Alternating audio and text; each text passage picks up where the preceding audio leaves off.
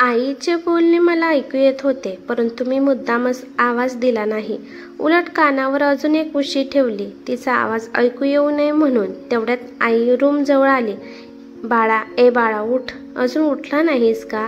राधा बाळा, हा कुर्ता त्याला घालण्यासाठी दे. आता आवाज माझ्या बेडच्या बाजूलाच ऐकू येऊ लागला. मी झोपण्याचे नाटक चालूच ठेवले. छान दिसत आहे हा रंग तुझ्यावर. बांगडीबरोबर हे काकण पण घातलेस तर छान दिसेल. आणि हो, याला लवकर उठव आणि बाहेर पाठवून दे. आई तेथून गेल्यानंतर मी हळूच ब्लँकेटमधून समोर पाहिले तर माझी नवी नवरी राधा आरशासमोर बसून छानपैकी तयार होत होती. मी मोठ्या मुश्किलीने माझे हसू आवरले. आता तयार होण्यासाठी राहिलेच तर काय होते. लाल भडक हिरव्या काठाची साडी, डोक्यावर भरमसाठ पिना लावून बांधलेला अंबाडा, नेकलेस, बांगड्या, बिंदी. चेहरा तर मला दिसत सुद्धा नव्हता. तिथे सुद्धा मेहनत लागणार होती. पण आज आहे तरी काय. लग्नानंतरचे सगळे विधी, पूजा पाठ वगैरे सगळं झालं होतं. ऐका ना विकास, मला माहीत आहे तुम्ही उठले आहात. मान वळवून राधाने माझ्याकडे पाहत म्हटले, हा कुर्ता आईने तुम्हाला घालायसाठी दिला आहे. तेव्हा पटकन तयार व्हा आणि बाहेर या. राधाने चेहऱ्यावर खूप रंगरंगोटी केली होती. तसंही बरोबर आहे. माहेरहून आणलेल्या एवढ्या मोठ्या मेकअपच्या सामानावर अन्याय नाही झाला पाहिजे. अशी ही राधा भडक मेकअपवाली आणि भडक कपडे घालणारी. आज काही पूजा वगैरे आहे का? मी जांभळी देत म्हटले.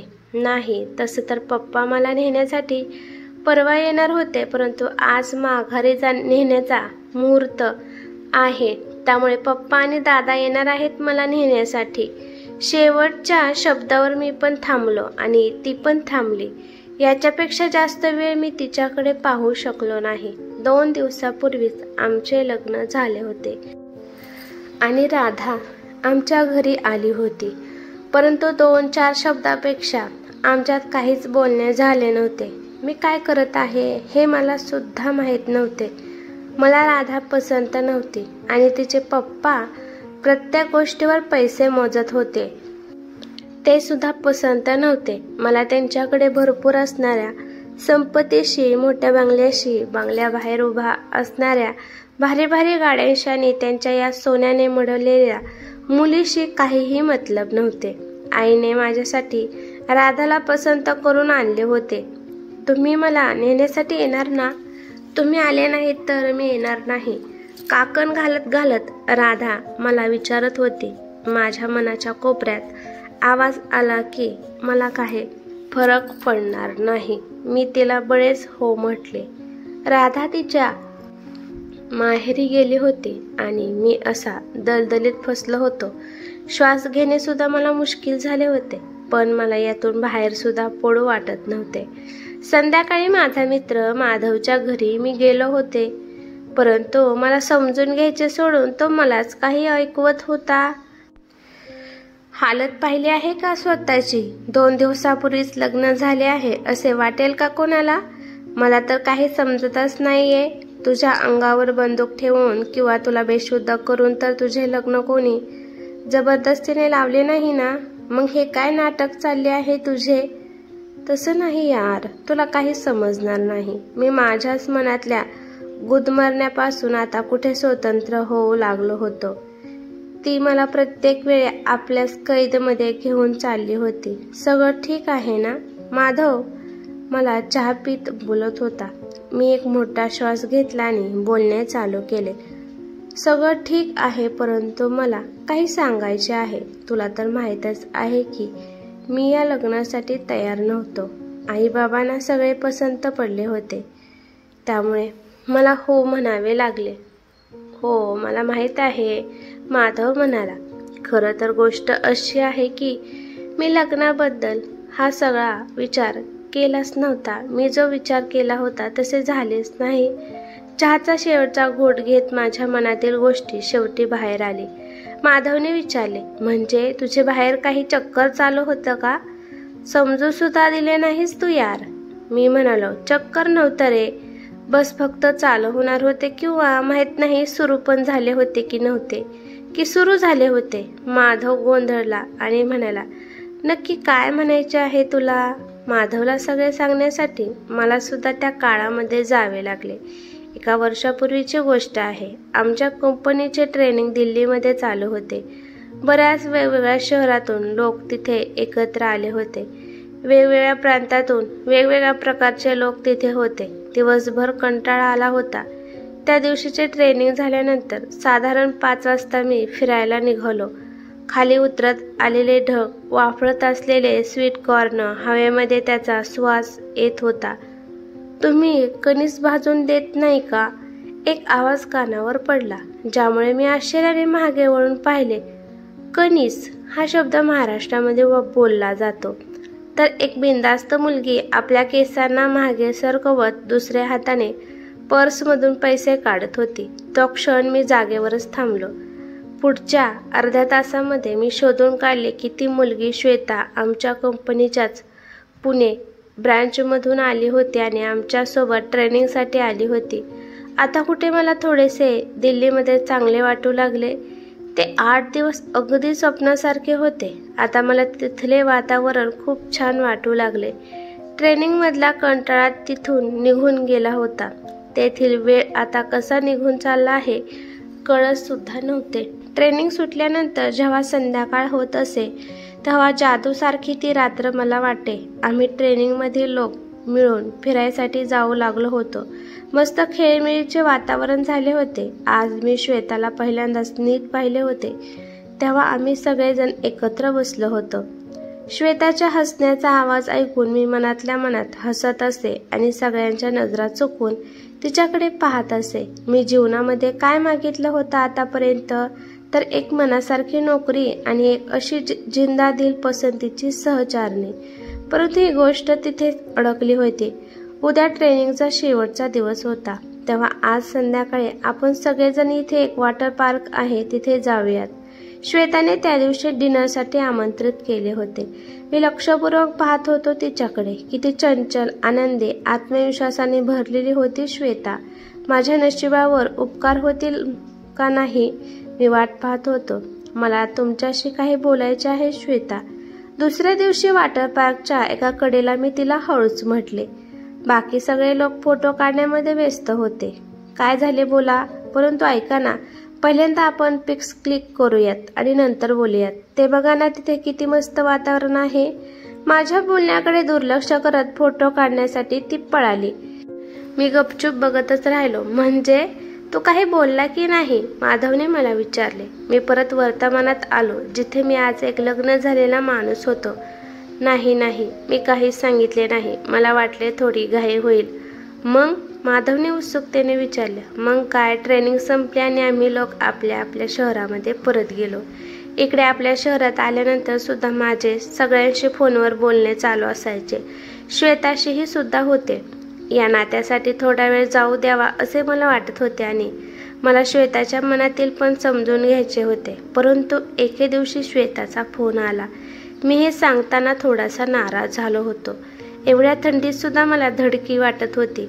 थकलेल्या आवाजात मी सांगितले की त्या दिवशी जेव्हा श्वेताचा फोन आला तेव्हा तिच्या बोलण्यामध्ये खुशी आणि आनंद वाटत होता.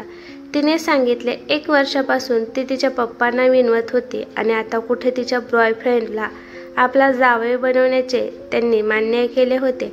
श्वेता आपल्या लग्नाला घेऊन अजून खूप काही मला सांगत होती, परंतु बहुतेक मला त्याच्या पुढचे काही ऐकू येत नव्हते आणि त्या दिवसापासून मी आतून तुटून गेल्यासारखा झालो होतो. प्रत्येक मुलीमध्ये मी श्वेताला शोधत होतो. मी विचार केला की दुसरी श्वेताच हे रिकामे पण भरू शकेल म्हणून मी इतके दिवस लग्न टाळत होतो. परंतु माझी आई हट्टाला पेटली आणि या राधाबरोबर मला लग्न करावे लागले. थोडा वेळ माझ्यात आणि माधवमध्ये शांतता निर्माण झाली, परंतु माधवने पुढे बोलणे चालू केले. हे बघ विकास, तुला माहीत आहे ना आता काय करायचे आहे? तेव्हा सगळं होईल व्यवस्थित. तुला माहीत आहे का, लग्न हे गुळासारखे गोड असते. हळूहळू ते मिसळून जाते. मित्राशी बोलल्यानंतर जेव्हा मी घरी आलो त्यानंतर मी फोन पाहू लागलो तेव्हा राधाच्या बहिणीने एक व्हॉट्सअप ग्रुप तयार केला होता. त्याला नाव दिले होते आपले कुटुंब आणि त्यात मला ॲड केले होते. वेलकम दाजी या नावाचा एक मेसेज सुद्धा पाठवला होता. मनामध्ये खूप कसे तरी झाले. हे नाटक करणे खरंच गरजेचे होते का? फोटोग्राफरने लग्नाचे फोटो पाठवले होते. मी लॅपटॉपवर थोडेफार फोटो पाहिले आणि बंद करून टाकले. मला जास्त काही पाहू वाटत नव्हते, मन लागत नव्हते. मी फेसबुक उघडल्याने बराच वेळ श्वेताच्या प्रोफाईलवरच फिरत होतो. तेवढ्यात आई आली व म्हणाली, आज राधाला आणण्यासाठी तुला तिच्या माहेरी जायचे आहे. तिकडून फोन आला होता तिच्या माहेराहून. आईचे बोलणे ऐकून मी जरासा चिडलो. आई, आता मी ड्रायव्हिंग करत जायचे का? हो बेटा, जावेच लागेल, पती आहेस तू. निवांतपणे काही घाई न करता आवरून मी निघालो आणि सासरच्या घरी पोहोचलो. मोठ्या प्रकारे स्वागत करून सगळ्यांनी मला आतमध्ये नेले. कुटुंबातील लोकांबरोबर राधा हॉलमध्ये बसली होती. एकदम साधासा ड्रेस, ना मेकअप आणि नावापुरते दागिने, अशा प्रकारे मी तिला आतापर्यंत पाहिले नव्हते. नेहमी भरपूर दागिन्याने, भारी भारी भरजरी कपड्याने नटलेले मी तिला पाहिले होते. मलाही तिचे आजचे साधे रूप जरासे आवडले होते. आम्ही हळूच एकमेकांच्या डोळ्यात पाहिले तेव्हा ती हळूच हसली. माझ्या मनातली गाठ थोडीशी खुलली होती. दाजी, तुम्ही दोघे हनीमूनसाठी कुठे फिरायला जाणार आहात? राधा दीदीने तर काहीच सांगितले नाही. सिक्रेट आहे काय तुमच्या दोघांचे? मिहुनींनी मला घेरून माझ्यावर हमला केला होता. मी गडबडलो आणि मला असे वाटले की राधाच्या डोळ्यामध्ये सुद्धा हाच प्रश्न फिरत आहे. परत माघारी जाताना मी राधाला स्पष्ट सफाई देण्याचा प्रयत्न केला. ऑफिसमध्ये खूप काम आहे, त्यामुळे सध्या तरी कुठे जायला जमणार नाही. तेव्हा नंतर बघू, ती फक्त हो म्हणाले आणि गप्प बसली. मी आपल्या नजरेमध्येच थोडासा खाली पडलो. मला वाटले होते की ती आता माझ्याशी भांडेल आणि मला विचारेल की असे काय एवढे काम आहे ऑफिसमध्ये, परंतु नाही. ती शांत बसली होती आणि ही शांती मला बेचैन करत होती. राधा काही तक्रार का करत नाहीये? राधाला आता इथे येऊन जवळजवळ 15 दिवस झाले होते आणि मी खरंच इमानदारीने सांगतो की या 15 दिवसात मला एक दिवस सुद्धा ते काय म्हणतात ना, स्पार्क हा आमच्या दोघांच्या मध्ये आलाच नव्हता, जाणवलाच नाही. त्या भावना आल्याच नाहीत. लांबून पाहिले तर सगळ्यांना सगळे काही चांगले वाटत होते. राधा घरात सगळ्यांबरोबर मिक्स झाली होती. आईबाबांबरोबर तर तिची खूप चेष्टा मस्करी चालत असे. एकंदरीत घरातले वातावरण खूप आनंदी होते.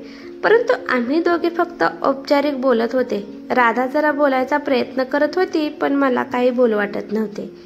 ही साडी मी ऑनलाईन मागवली आहे. भीती वाटत होती कुठे फाटलेली वगैरे येऊ नये.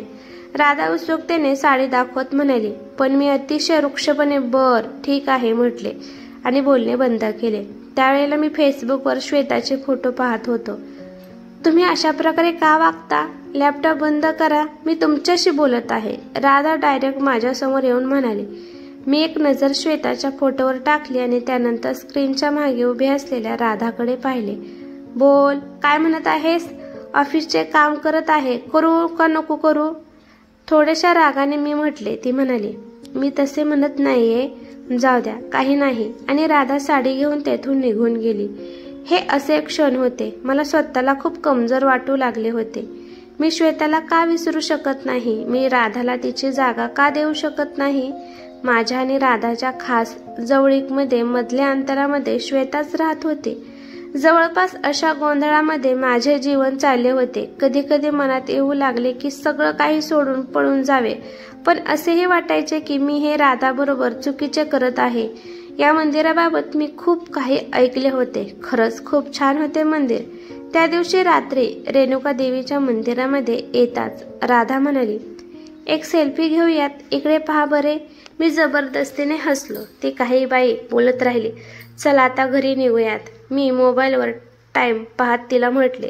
राधा नाही म्हणाली आणि तिथेच मंदिराच्या बाहेर कट्ट्यावर बसली. तिथले वातावरण खूप छान होते. फुलांनी सजलेली दुकाने आणि मंदिरातून येणाऱ्या घंटेचा आवाज. मी तुम्हाला त्या दिवशी सुद्धा विचारले होते, तुम्ही माझा इतका रागराग का करत आहात? राधाने डायरेक्ट माझ्या डोळ्यात पाहत म्हटले, असे काही नाही. मी नजर फिरवत म्हटले. आकाशामधून सूर्य हळूहळू खाली चालला होता आणि संध्याकाळ होत होती. मला माझे शिक्षण पूर्ण करायचे आहे. मला BEdला ॲडमिशन घ्यायची इच्छा आहे. मावळत्या सूर्याकडे पाहत राधा म्हणाली, अरे वा, हे तर चांगलेच आहे. मी राधाकडे पाहत म्हणालो, परंतु ती अचानक बोलायची थांबली आणि तिचे ओठ थरथर कापू लागले. ती म्हणाली, मी माझ्या माहेरी जाऊन B.Ed करणार आहे. आईबाबांशी मी या विषयावर बोलले आहे आणि ते पाठवायला तयार आहेत. मी आश्चर्याने तिच्याकडे पाहिले. असे वाटले की खूप विचारपूर्वक ती हे बोलत आहे. मी अजून तिच्याकडे लक्षपूर्वक पाहिले तर तिच्या चेहऱ्यावर थोड्याशा वेदना असल्यासारख्या मला दिसून आल्या. आम्ही मंदिरातून निघून घरी आलो. घरी आल्यानंतर मी जरा अस्वस्थ झालं होतं. रात्रभर मी व्यवस्थित झोपू शकलो नाही. विचित्र अशी अस्वस्थता मला जाणवत होती. विचित्र स्वप्ने पडत होते. कधी दिसत होते की राधा आणि मी एकत्र बसून जेवण करत आहोत. कधी दिसू लागले की कार चालवत असताना मी तिला सांगितले सीट बेल्ट लाव आणि नंतर पाहिले की त्या मंदिराच्या ओट्यावर बसून ती म्हणत आहे की आता मी कधीच परत येणार नाही. आणि मी एकदम दचकून माझे डोळे उघडले. तेव्हा पाहिले तर राधा शेजारी झोपली होती. तेव्हा कुठेतरी मला शांत वाटले. मला समजले हे स्वप्न होते. मी सुटकेचा श्वास घेतला. हे माझ्याबरोबर काय होत आहे? माझे आईबाबा सुद्धा या गोष्टीवर तयार झाले की ती माहेरी जाऊन B.Ed करेल. म्हणजे खरोखरच राधा येथून निघून जाणार. मी तर चुकीचे होतोच. त्यामुळेच राधा माझ्याशी अजून जुळली नव्हती आणि ती अगदी आरामात म्हणाली होती की मी माझ्या माहेरी जाऊन शिकणार आहे. आणि काय म्हटला होता माधव त्या दिवशी? लग्न गुळाच्या गोडव्यासारखे असते. अरे कसला गोडवा? कसलीच ती माझ्यात मिसळली नाही. सकाळी उठलो तर जरा डोके जड झाले होते. राधाने फोन बेडवर ठेवला होता आणि सकाळीच तिच्या मेसेज नोटिफिकेशन वाजत होते. मी स्वतःला समजावले की असं कोणाचा फोन गपचूप पाहणे चुकीचे आहे, परंतु मला राहवले नाही. फोनमध्ये पाहिलं तर खूप मेसेज आले होते. त्यामध्ये एक राधाच्या वहिनीचा मेसेज होता. तू काल इतकी रडलीस. मला सुद्धा कसे तरीच वाटले. राधाताई, तो मेसेज वाचून मला काही समजत नव्हते. राधा तर शिक्षणासाठी माहेरी त्यांच्याकडे चालली होती आणि मग कशामुळे तिचे मन नाराज झाले असेल? का रडली असेल राधा? स्क्रोल करून मी वरचे मेसेज वाचले. राधाने पाठवलेल्या एका मेसेजवर माझे डोळे थांबले. वहिनी, मी यांना सांगितले की मी माझ्या माहेरी जाऊन B.Ed करेल. तरीसुद्धा यांच्यावर काही फरक पडला नाही. हे तसेच माझ्याकडे पाहत बसले की जसे नेहमी माझ्याशी वागतात. हे राहू शकतील इथे माझ्याशिवाय अगदी निवांतपणे. हे काय लिहिले आहे? मी माझे डोके धरून बसलो. तिला समजत नव्हते की मी तिच्यापासून वेगळे राहू इच्छित नाही, परंतु मी किती मूर्ख आहे, कारण मी तिला कधीही सांगितले नव्हते की तिच्यापासून वेगळे राहण्याची मला इच्छा नाही आणि मी तिला माहेरी जाण्यापासूनही थांबवलेले नाही. खरंच मी चुकीचा होतो. पण मी आता निर्णय घेतला की बास, खूप झाले आता. मी हे सगळं व्यवस्थित करूनच राहील. माझा फोन इथे आहे का? राधाने रूममध्ये येत विचारले. राधाला माझ्याजवळ बसण्याचा इशारा केला आणि तिला विचारले, खूप नाराज आहेस का राधा माझ्यावर? इतक्या दिवसांमध्ये पहिल्यांदा मी तिच्याशी अशा प्रकारे बोललो होतो. तिचे डोळे भरून आले आणि ती म्हणाली, नाही. मी विचारले, मग अशी माझ्यापासून लांब का चालली आहेस? इथे राहून सुद्धा तू B.Ed करू शकतेस ना? डोळ्यातील अश्रूंमुळे तिचे गाल भिजले होते.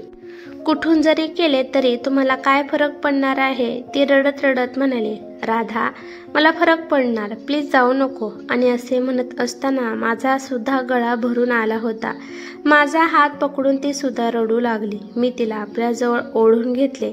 मनातल्या सगळ्या तक्रारी अश्रूंबरोबर वाहून चालल्या होत्या. आम्ही दोघं सुद्धा रडत होतो आणि हसू लागलो होतो.